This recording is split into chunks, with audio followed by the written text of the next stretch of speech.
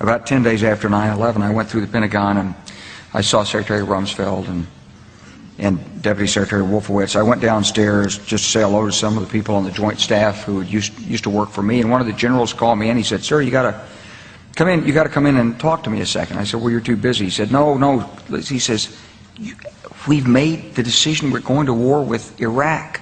This was on or about the 20th of September. I said, "We're going to war with Iraq. Why?"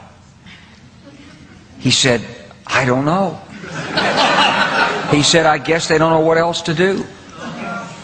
So I said, "Well, did they find some information connecting Saddam to Al-Qaeda?" He said, No. He says, "There's nothing new that way. They just made the decision to go to war with Iraq."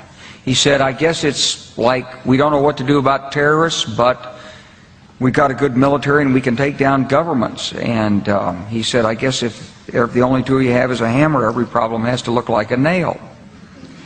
So I came back to see him a few weeks later, and by that time we were bombing in Afghanistan. I said, "Are we still going to war with Iraq?" And he said, "Oh, it's worse than that."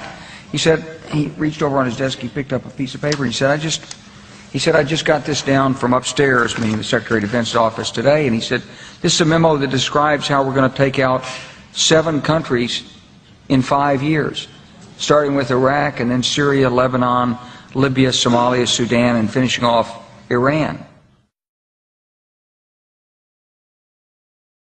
The truth is about the Middle East is, had there been no oil there, it would be like Africa.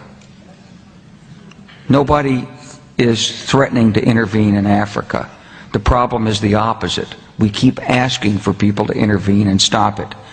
And there's no question that the presence of petroleum throughout the region has sparked great power involvement.